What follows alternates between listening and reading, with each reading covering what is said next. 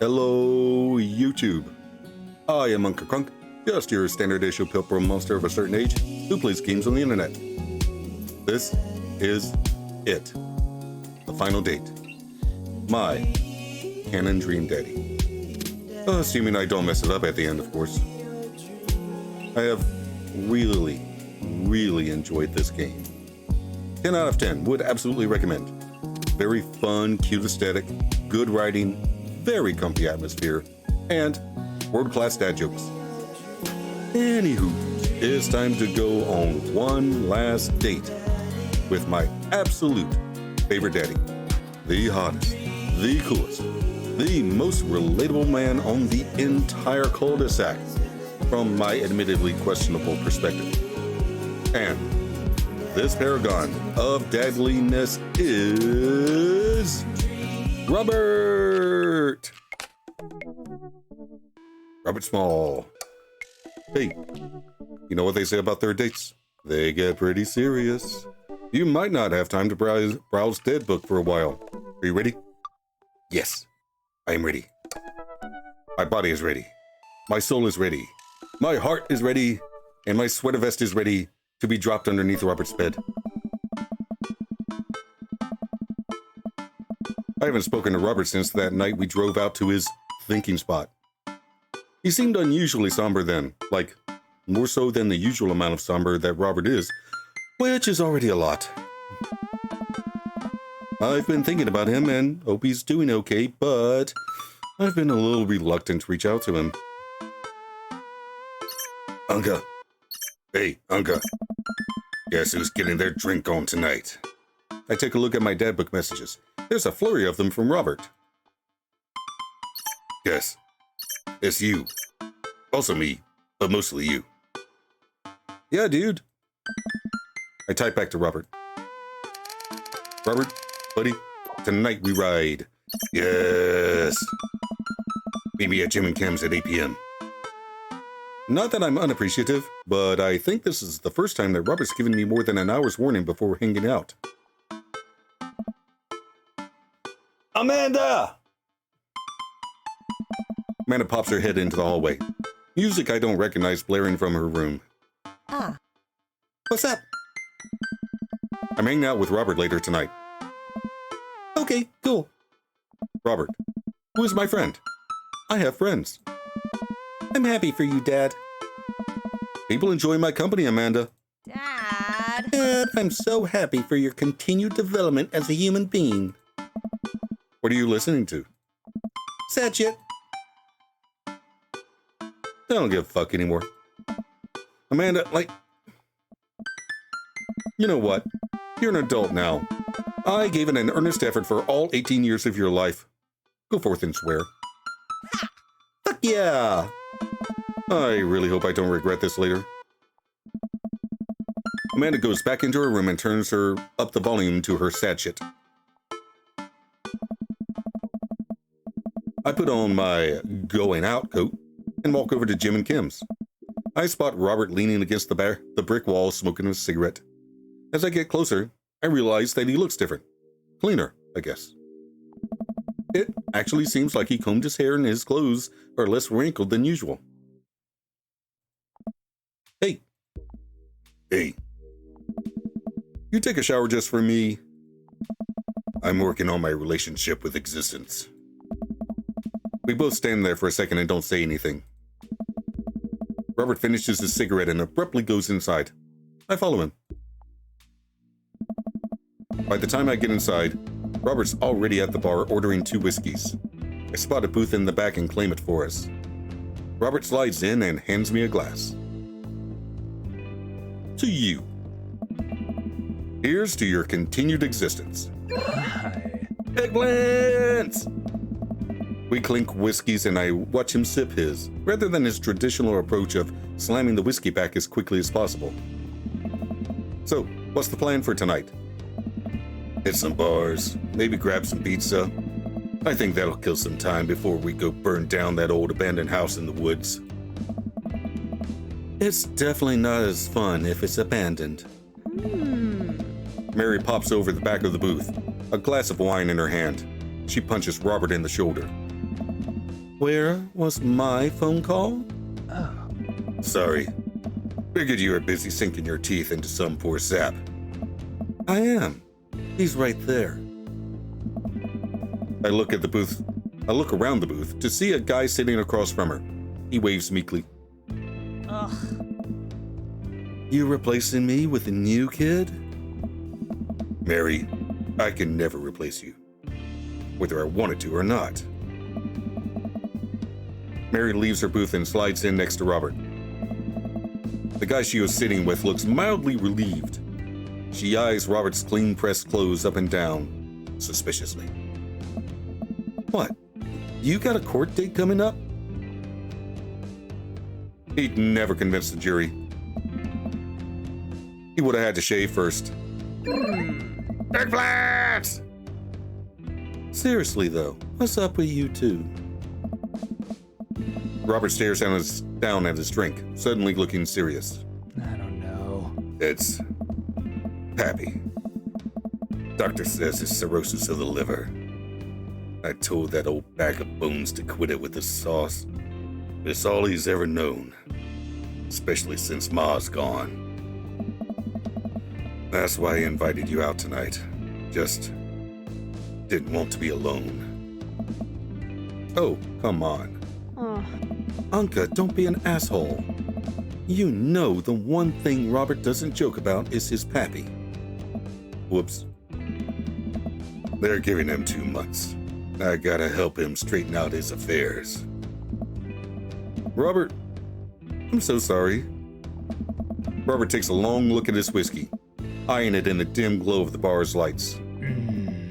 I look at his life, I look at mine, and I know history is just doomed to repeat itself. Oh my God. I'm just kidding. He's retired with his new girlfriend in Acapulco. They watch the sunset every night. Probably screw like donkeys. Wait, aren't rabbits the ones who screw a lot? Oh, sorry. Didn't realize you were an expert on which animals screw a lot. Please stop saying the word screw. Robert finishes his drink and slides it away from him. He gets up out of the booth. Me and Unca are going to hit the bricks. You going with? Harry casts one last glance at the sad sap she's been hunting and downs the rest of her wine in one gulp. This place is dead anyways. We exit the bar and find the typically empty street filled with a small crowd of people. At the front is a guy with a really deliberate attitude and bad posture. He carries a lantern that he shines up at his face for dramatic effect. What's going on? Looks like it's one of those walking ghost tours. They do that in this part of town all the time. I've always wanted to do one of those. You know all the stories are fake, right? Pretty much all of my stories are fake. This is research. Robert makes a beeline towards the back of the group. He turns around when he notices I'm not following him. Come on! We can't just crash it, can we? Don't be such a square, Unca. Just act like you belong. Robert sidles up to the tour group. I reluctantly fall into step behind him. Well, here goes nothing.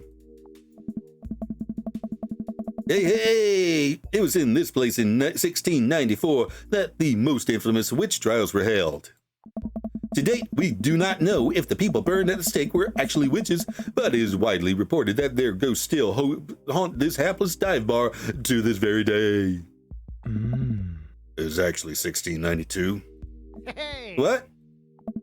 And the site was over by the coffee shop down by the road. I'm sorry, who are you? Daniel McSturgis, ghost historian. And this is my colleague, Dr. 80s reference. Dr. Loomis, paranormal investigator extraordinaire. We're touring America's most haunted locations as research for our new book. You may have seen our guest cameo on Paranormal House Hunters, Extreme Edition. A couple of people in the group start nodding. Man, Robert's good at this. Are you guys part of the group? I don't remember seeing you at the first stop. We like to keep a low profile. Easier to catch ghosts that way. Oh. They've definitely been here. Been standing next to them the whole time. Thank you, random lady who I do not know. Ah. As I was saying, the epicenter of their paranormal activity can be found at the Coffee Spoon, over there. The man who runs it has been plagued by hauntings since he signed the lease. Damn near driven him mad. But whatever you want to say is cool, I guess. It's your tour. Hey. Man, did not know that about Matt. Wait, Robert's making this up. The rest of the tour group listens intently to Robert's every word. I think the tour guide can tell that he's losing the group. He seems to be getting flustered. Thank you for your contribution and knowledge, Mr. McSturgis. Let's move on to the next haunted location. Robert, Marion, and I follow the group down the street. That tour guide's shirt is cool. Yeah, everyone in the group gets one if we make it to the final location. I turn to Robert and grab him by the shoulders. I need that t-shirt. Well, guess we're in this for the long haul then. Just follow my lead. Don't arouse too much suspicion, and we'll have cool ghost shirts in no time. Hey. All right. Our group arrives at an old decrepit colonial-style house. Nice. A quick pause in tour. My name is Quinn, but most people on the ghost tour call me Tour Master Quinn. I'm a DJ, trivia master, and part-time actor. Nice. I do private ghost hunting events, birthday parties, MC bar mitzvahs, and perform traditional vaudevillian mime work. Tour Master Quinn gives out headshots to all of us. His resume is on the back. Stage combat experience. Anyway, here's a little bit of history for you all. This was the home of noted American author Dorothy Pembridge, whose prose was wildly popular in the late 19th century. It was in the attic of this very home where she wrote such classics as The Diaries of a Victorian Mistress, Lady Fitzwilliam's Courtship, and The Ghost of Sea Captain Reginald Barclay. She unfortunately died of consumption shortly after the turn of the century, but several people have reported that on some nights you can see a light from the attic where the ghost of Mrs. Bembridge continues to work on her latest bestseller. I guess you could say that she was consumed by her work. I'm so sad. Oh, man. No reaction from the crowd. This guy needs to work on his dad jokes. Actually, consumption is the popular cover-up. Little known fact is that it was a murder-suicide. Nice. I'm pretty sure she died of consumption. Sure. And we definitely didn't hire Stanley Kubrick to elaborately fake the moon landing. That's the watered-down, censored version that they teach you in school. But if you can't handle the real story, I understand. It's not for the faint of heart. Can we... Sad Master Quill. I think everyone would rather hear what this world-renowned ghost historian has to say. Right, everybody? Hey. The group murmurs in agreement. Huh. This is a topic we covered extensively in our book. Dr. Loomis, would you care to tell this story? All right. It was something I know. In the 19th century, Dorothy Pembridge was credited for protecting New York City from potentially world-ending paranormal forces. Despite her success, her ragtag group of ghost hunters were disbanded by government officials. However, after learning that the ghost of Vigo the Carpathian has taken an interest in her son, her and her ghost-busting friends launched a mission to defeat the ghost and once again saved New York City. Ah. Hey, isn't that the plot to... Nope, it's not. Backflash! The tour guide sees this as an opportunity to take back the group and address us with some razzle-dazzle. Haha, what an interesting story. Now, I just want everyone to know that the next location is extremely terrifying. If anyone thinks they can't handle it, feel free to excuse yourselves. All right, I'm bored. Mary turns to a young guy looking at his phone and taps him on the shoulder. Hey, kid. Fancy buying a gal a drink? The guy looks up at her and smiles. Only if the bar is haunted. Honey, I can show you the most haunted place in town. I'm not saying it. I'm not saying it.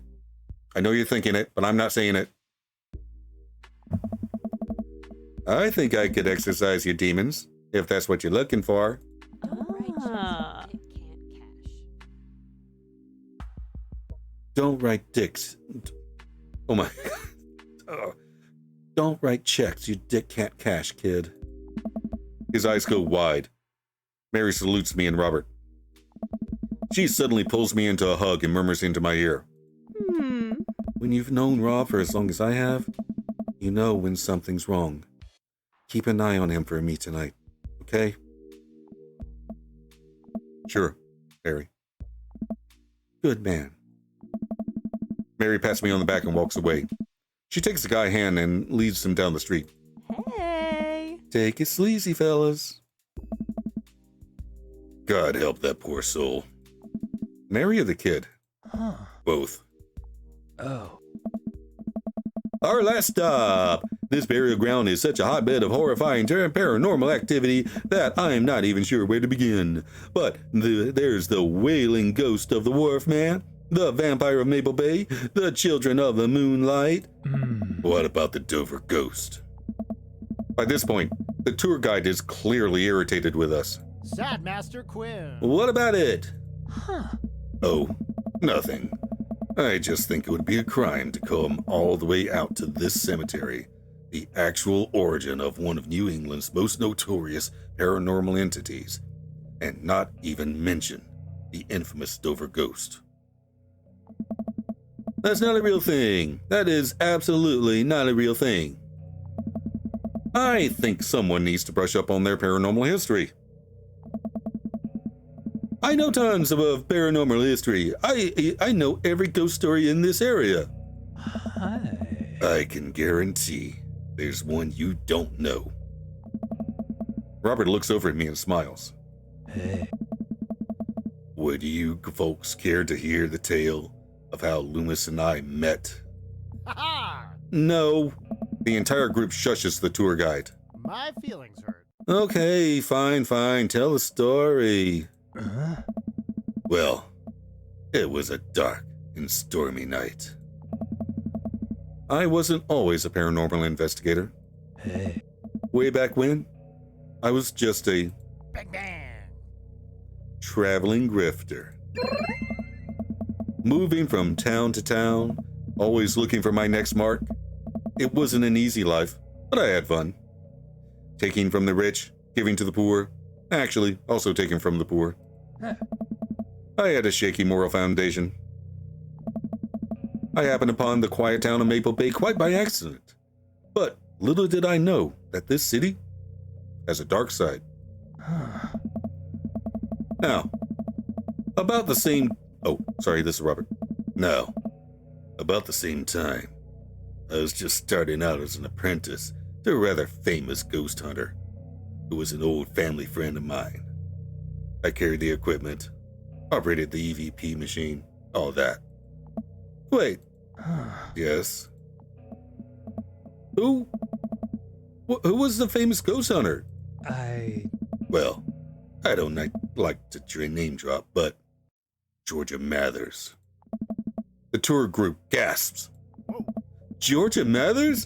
She's a legend. You know her? Knew her. Amazing woman. Died mysteriously. Miss you, Georgie.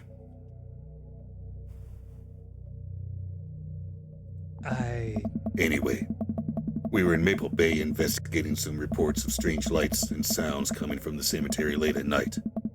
Now, we had been warned by the old crypt keeper that this place was highly dangerous, but Georgia was never one to shy away from an adventure. We camped out in the city of the cemetery for 3 nights straight.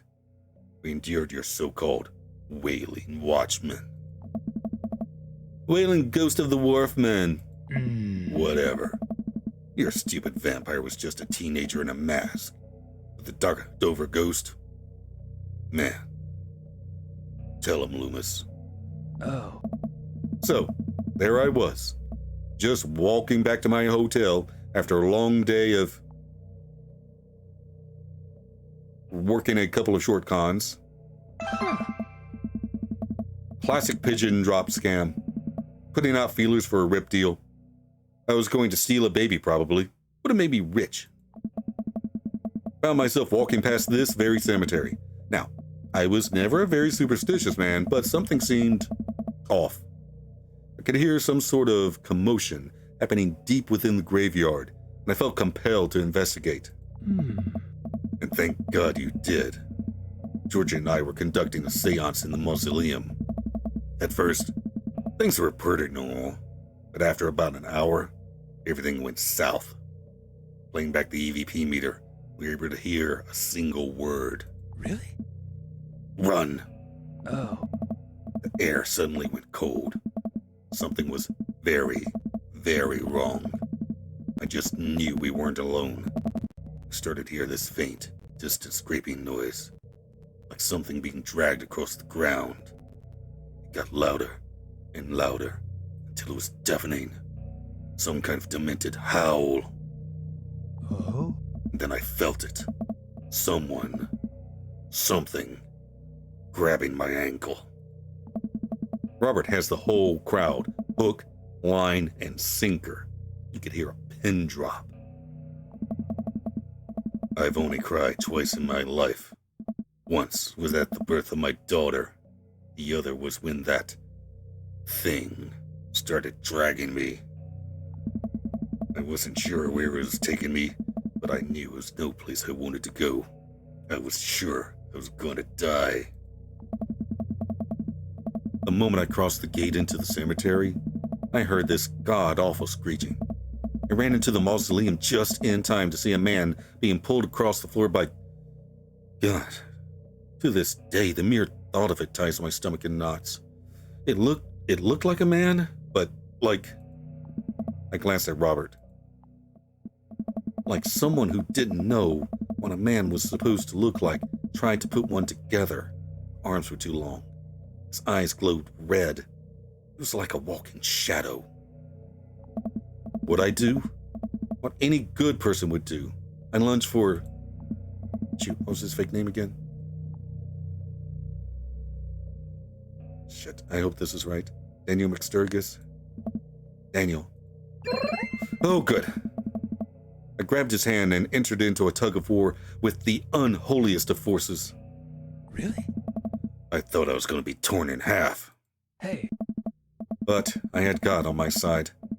Pocket Bible I always kept on me fell out of my shirt pocket, and to this day, I remember what passage it opened up to. Oh crap, I don't actually know the Bible very well. Okay, not Revelations, probably not, that's not a Bible verse. Let's try this one. Then shall the dust return to the earth as it was. The spirit shall return unto God who gave it. I have no idea where Robert pulled that verse from. Eggplants! With a horrifying growl, the entity finally relented. Daniel and I collapsed onto the ground exhausted. We were both covered in blood. That damn creature clawed into my chest. Got me real good. Had to get 16 stitches.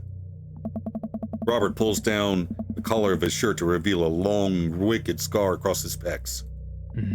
And that's how I got this scar. Oh. I followed Georgia Mathis to the ends of the earth. We faced exorcisms, demons, poltergeists that threw our equipment across the room. But I had never seen Georgia so scared. She was never the same after that. Neither was I. Watching what happened to Daniel and Georgia shook my faith. But I came out of that experience a better man. And a better friend. And we've been brothers ever since. The tour group gives us a round of applause as Robert, and I share an emotional hug. As he embraces me, I can smell the cologne on his neck. Wow. Robert does clean up good. find myself lingering a little too long on the hug. Tour guide seems to have bought it. He's even wiping a tear from his eyes. Thank you. Thank you. It's been an honor to be able to share our story. Be sure to watch out for our book.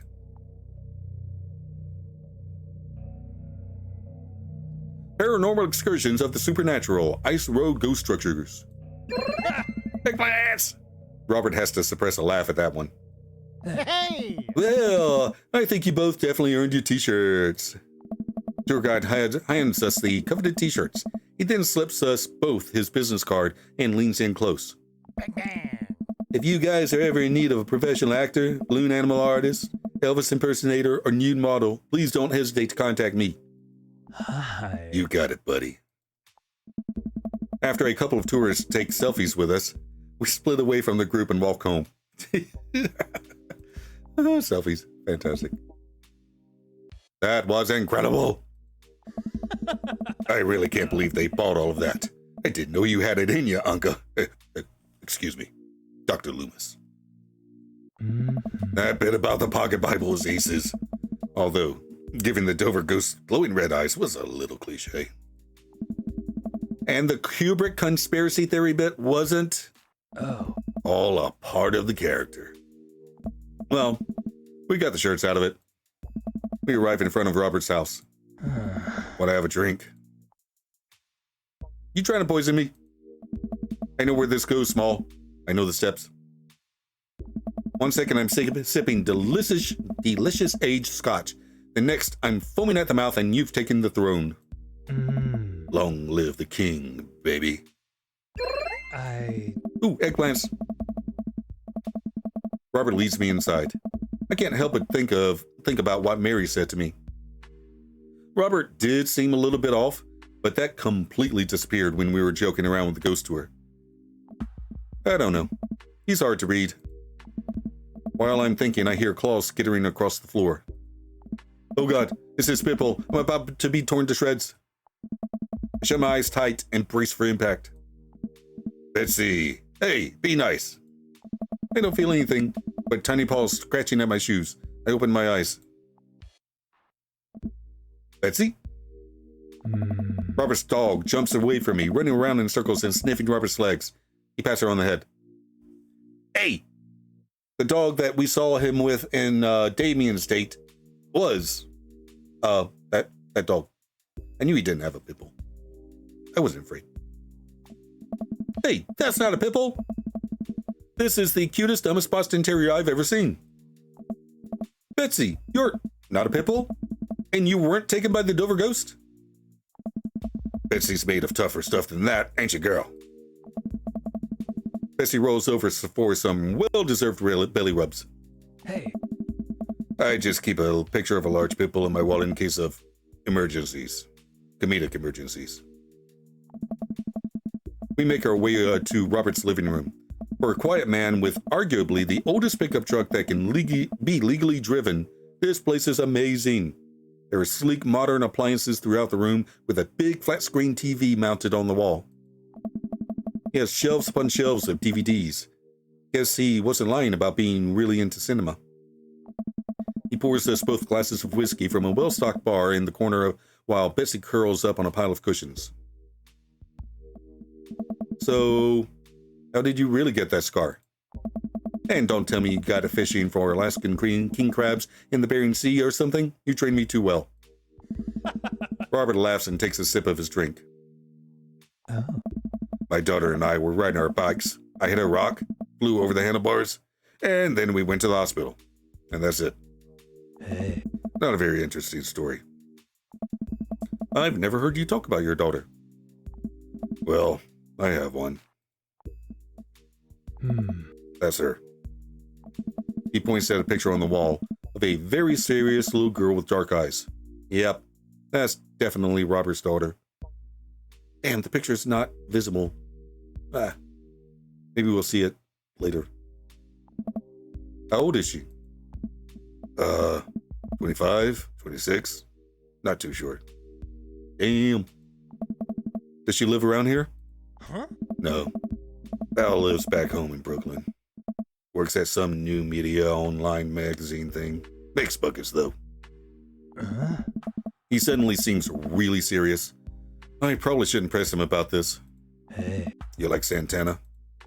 Yes. Oh. Great. Robert puts on Santana and takes the seat on the couch next to me. He suddenly drowns his drink in one gulp. Hey, are you all right? Ah. Robert leans in and kisses me, the taste of whiskey burning my lips.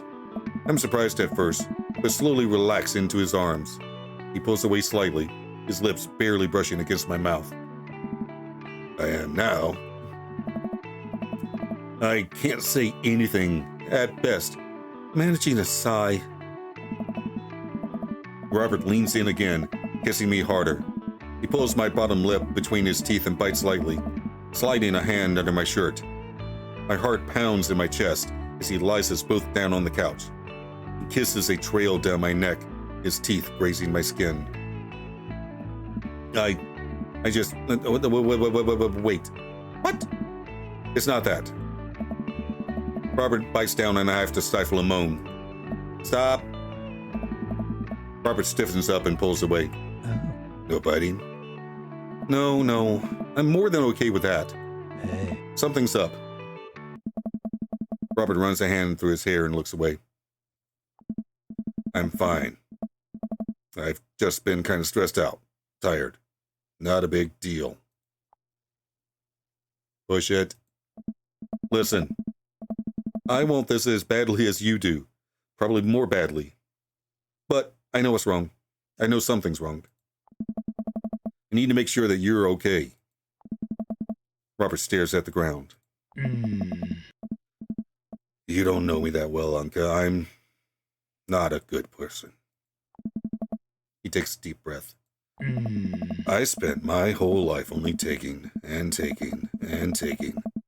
Now here I am, an old, broken man, sitting on top of a pile of everything I've ever taken. Alone. But I want to know you. You don't have to keep hiding behind fake stories and acting like you don't have feelings. I don't know. He sighs heavily. Oh. It's Val. She's visiting tomorrow. She wants to patch things up. Are you? I'm sorry, but is this a bit? No. When was the last time you saw her? 3, 4, I think. Months? Years. I sit up straight. Jesus, Robert. What happened between you two? Oh. Don't want to talk about it. Robert and I sit in silence. Neither of us wanting to look at each other. Both of us unsure of what to do next. Fine. Things were already bad between us. I cared about her. I always did. Things just got in the way. And before I knew it, she was leaving for college, wanting nothing to do with me. Marilyn and I moved out here to settle down. I thought it would help to get away from all the distractions, all the money, the drinking. But temptation gets to you. I tried to be better, but I just couldn't. And then the accident changed everything. I think every day about how she must have died hating me. I never became the better man that she wanted me to be, the one she always saw in me. She was the last thread Val and I had connecting us together. I didn't know that when I lost my wife, I was going to lose my daughter, too. Robert. I spent so much time chasing after things I thought were going to make me happy. And I ruined my only real chance at happiness. Now, my wife is dead, and my daughter hates me. And then, I convinced myself that this, he gestures vaguely in my direction, was going to make me happy. Why do I even try anymore? I'm so sorry. I know how hard it is to... Oh. No, you don't. How could you possibly know how this feels? You did everything right. Your daughter loves you. You're a good person. I was a terrible husband, and I'm an even worse father. I have no idea why she's even bothering to contact me now, and I know I'm just gonna fuck it up like I always do. I'm broken. I shouldn't even go. Robert puts his head in his hands. Tell him what he needs to hear. Nothing is going to change until you do. Robert pauses. He looks at me. There are a lot of things in my life that I regret, that I wish I could take back or do over. And it hurts so much to know that I can't. But what I can do, and what you have the privilege of doing tomorrow morning, is to wake up, try to be a better person than you were the day before. Things aren't going to fix themselves tomorrow or the next day. And patching things up with Val isn't going to solve all of your problems either. But nothing is going to change if you don't. You can't love anyone else until you stop hating yourself. And you're right. I don't know you that well, but you have the same capacity for good that we all have. I know you can find it. Val is giving you a chance. Don't waste it. But, Robert, listen to me. It's going to be okay. But, I lean over and embrace Robert, pulling him in as tightly as I can. He buries his head into my shoulder, hugging me back. It's going to be okay. I place a hand on the back of his head and stroke his hair. He shudders, then sobs. I realize he's crying. Thank you. We stay there for a while, holding each other. We both eventually drift off to sleep. Damn! Oh my God, that was heavy.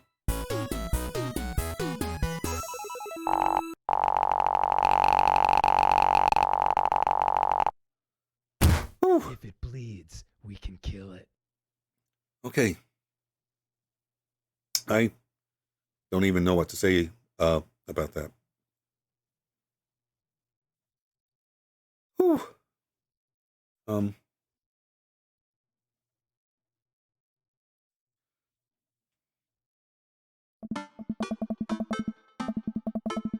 I think I have everything finally set up. Amanda should be here any minute now.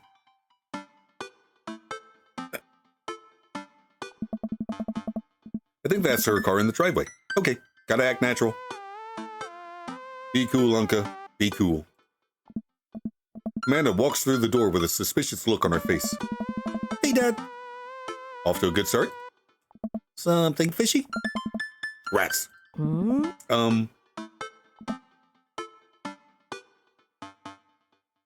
You ask too many questions. Who do you think you are, my daughter? For literally my entire life, yes. I'm kidding. You're right. I have a little surprise for you. Yeah, I can tell.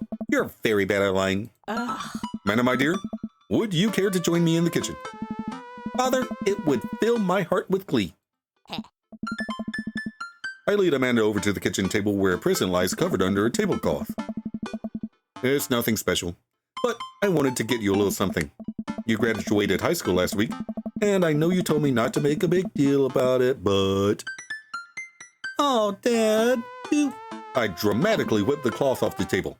Amanda's jaw drops. No way!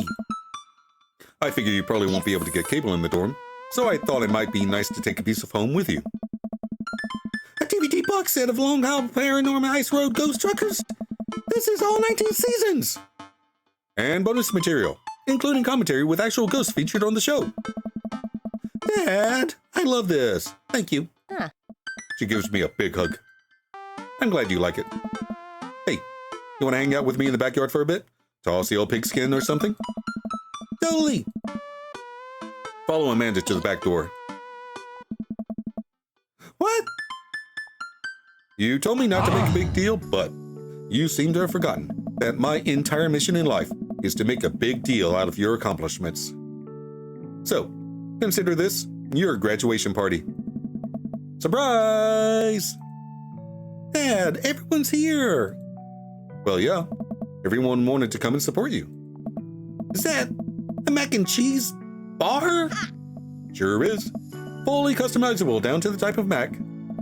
And there's an ice cream cake, the good kind with crunchies in the middle. I don't know what to say. Don't say anything. Just go have fun with your pals, all right? I'm so proud of you, Amanda. Amanda smiles and runs to her friends. I should make the rounds and make sure everyone's having a good time. But first, mac and cheese. Unca, my dude. Pablo, how's the shirt business going? My bud, I got some men's shirts, I got women's shirts, I got tank tops in a variety of sizes, shapes, and colors. Each one of them a fine quality screen printed with the logo and visage of world-renowned witch house outfit, Vickyville. Purchasable at most respectable retailers, but more specifically, out of the trunk of my car. I'm also selling my mom's world-famous homemade apple butter. Never stop hustling, Pablo. Baby, you got it. I walk over to Mary, who's having a lively conversation with Amanda. Listen, kid, you're going to need some real life skills out there if you're going to make it on the streets. I'm going to college. Same thing. Look, I know you're not old enough to drink. Right. And I know you're smart enough not to drink until you're of legal age. Uh-huh. But hypothetically, if you were to drink, it'd behoove you to drink a glass of water between rounds. Got it. Hypothetically. And if you wake up with a headache, all you gotta do is take a jar of pickles and drink the pickle juice. You're gonna be fine. What's going on here? Girl talk. Give it a Mary rest. turns back to Amanda. Now, let me tell you how to deal with a bad roommate. First thing to know, you get straight A's if they die during the semester. Mary! Relax, it's a myth. Supposedly. Against my better judgment, I leave them be. Whoa! Holy carp! Damn! Apple did not far fall from that tree. Wait, she's gonna be my stepdaughter. I don't think I recognize that girl by the snack table. I should go say hello. That is not a girl, that is a woman. Hi, I don't think we've met. Oh, we've met years ago. Yeah, that's what Robert's told her. And I'm here for my revenge. Eep. You're Robert's kid, aren't you? Spot on. I guess that makes you Unca, huh? Yeah, it's nice to meet you. I'm glad Robert brought you along. He promised there would be free food, so that's kind of hard to pass up. And, look, I don't know you, but can I get real with you for a sec? My old man's a real closed book, you know? Me and him, we got a long way to go. You don't erase decades of neglect in a week, but you sure can get tired of staying angry about it. That kind of bitterness poisons you, I think. I'm too young for that. Anyway, lately he's been better, a lot better. And between him shaving for once and how much he talks about you, I get the feeling you have something to do with it. So, thanks. Robert means a lot to me. Glad he's getting better. Just keep an eye on him while I'm not around, okay? Or else. I'm kidding. Or am I? I don't know why I'm like this. I think it runs in the family. Amanda trots up to the conversation. Hey, I love your necklace. And your hair. And just, geez, your whole vibe is cool. Thanks. I like your jacket. My girlfriend collects pins too. Oh, this is my daughter, Amanda. Amanda, this is Robert's daughter, Val. Nice meeting you. I heard you're a photographer. Aspiring photographer. I'm going to school for it. You take pictures? Yes. Then you're a photographer. Welcome to the biz. Val hands Amanda a business card. If you're ever looking for internships, shoot me an email. Anyway, I need to go make friends with that woman over there who's dual-wielding wine glasses. Catch you later. Val walks away. She's so cool! She gave me your business card. She touched my hand! Congrats, you just networked for the first time. I'm a regular business lady now. Quarterly projections, stock market, synergy. While you're making a fortune as a businesswoman, I gotta keep this party going. Catch you around, Pops. Unca! Brian, you made it! Haha, I don't pass up on good Mac. What do you think of the party? It's not bad. Just not bad? Yeah, it's not bad. Don't let him beat you, don't let him beat you. Thank you for the lovely compliment. Sure thing, pal. Say, let me know if you ever want to head out to the lake. I'd be happy to pull you out of the drink again. Deep breaths. Daisy trots up. Hi, Amanda's dad. Hey, Brian's daughter. See how that feels? This is a really great party. Thanks so much for inviting us. You're very welcome, tiny child who knows how to pay a compliment. Brian and I lock eyes. This isn't over. Hey, bro! Bro! This is a real rager, taking our older age into consideration. I'm trying to be in bed at a reasonable hour tonight. Don't let me get too wild. Don't worry, dude. I'll keep an eye on your fruit punch intake.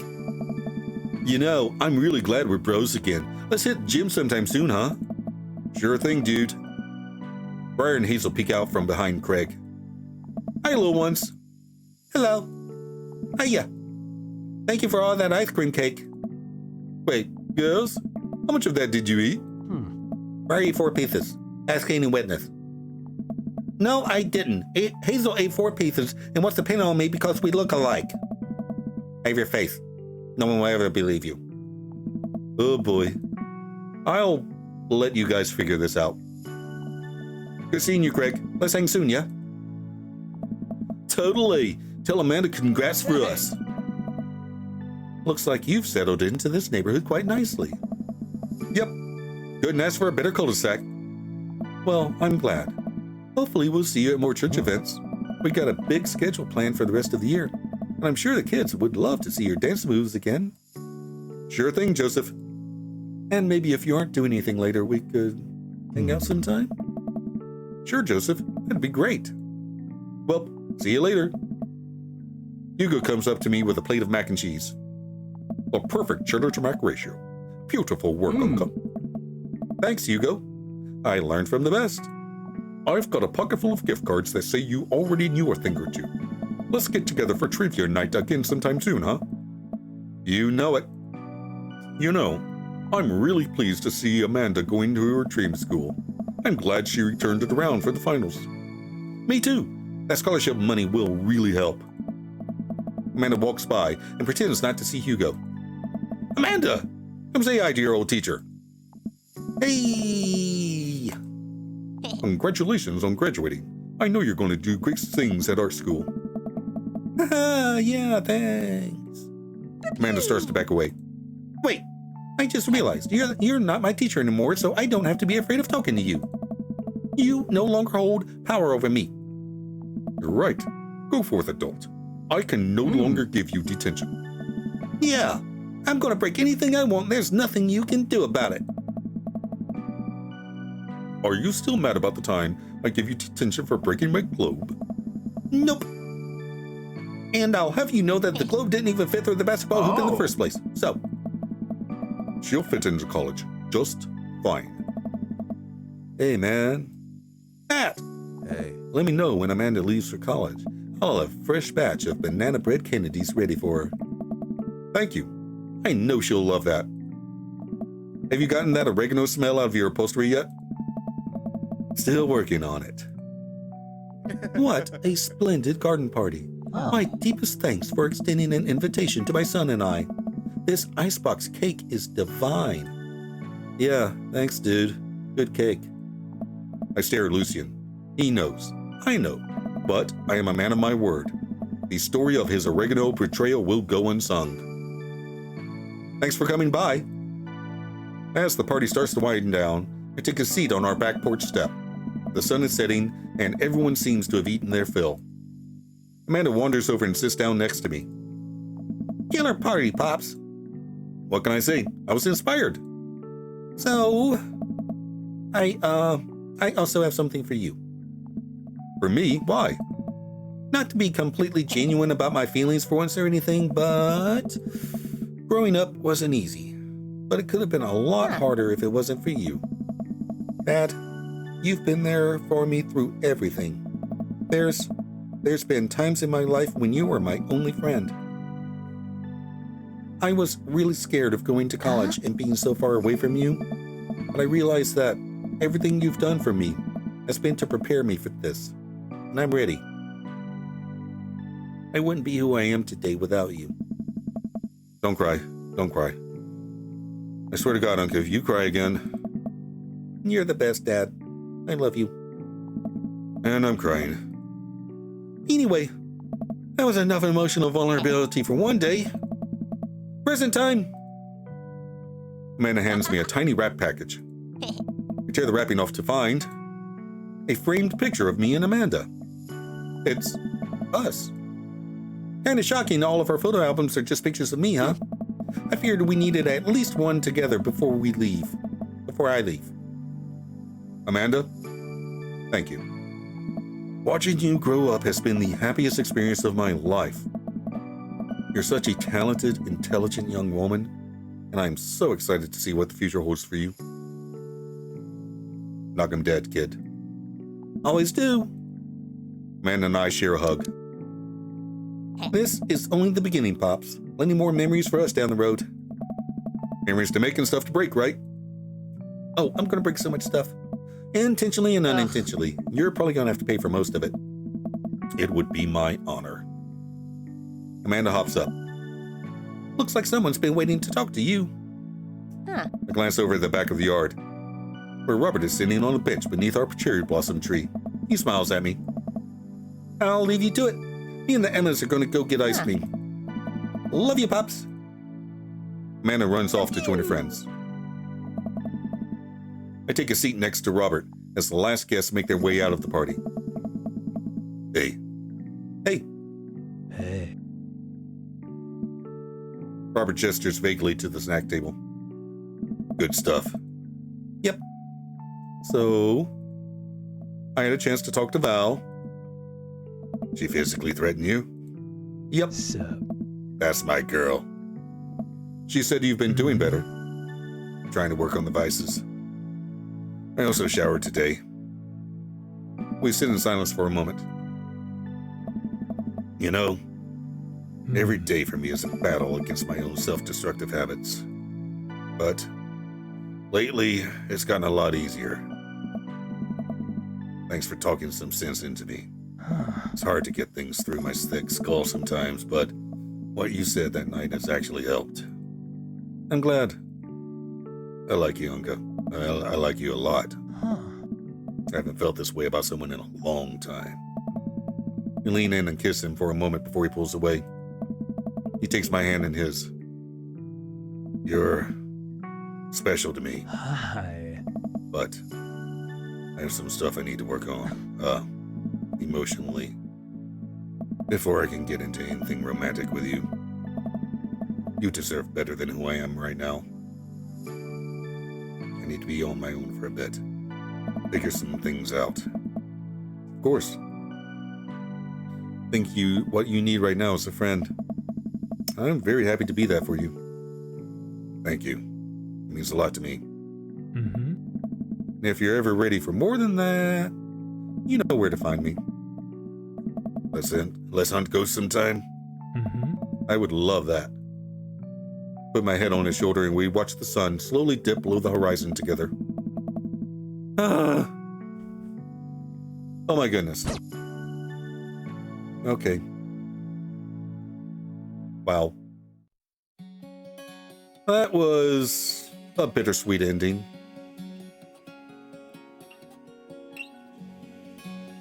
I'm sure everything will be all right. You're the best, Pops! Oh, such a lovely photo.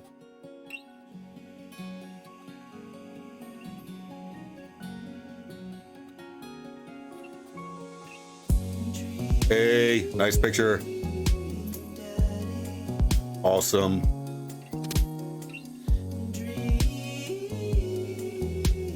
There it is. My personal canon ending for Dream Daddy, a dad dating simulator. Not the happiest of endings, but my personal headcanon has Robert and MC hooking up in the not too distant future. But holy carp, that date was heavy, right? I mean, the beginning was really fun with the ghost group and all, but when shit got real, it got real. Well, I hope you've enjoyed watching this game as much as I've enjoyed playing it. This is the end of my official adventures in Maple Bay. But this is not the last episode of Dream Daddy. Turns out, there's a secret ending. One that Unca Crunk cannot get. I have to create a new game with a new character. So, that's what I'll do tomorrow. Until then, like, share, and subscribe, and I'll see you in the next episode. Bye!